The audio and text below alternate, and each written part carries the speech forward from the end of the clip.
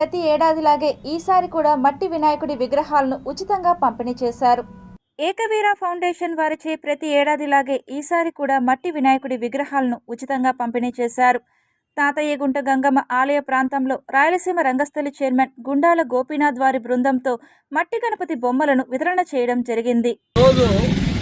Ekaveera foundation వ్యవస్థాపకులు శ్రీ శ్రీ శ్రీ ప్రతాప్ స్వామీజీ గారు మట్టి విగ్రహాలను పంపించారు. దాన్ని ఈరోజు ఇక్కడ స్థానిక తాతయ్యగుంట గంగమ్మ దేవాలయం వద్ద స్థానికులకు మట్టి విగ్రహాలను ఉచితంగా పంపిణీ చేశాము. ప్రతి ఒక్కరూ మన హిందువుల పండగ, తొలి పండగ వినాయక చవితి. ప్రతి ఒక్కరూ మట్టి విగ్రహాలనే పెట్టి పూజించి పర్యావరణానికి హాని కలగకుండా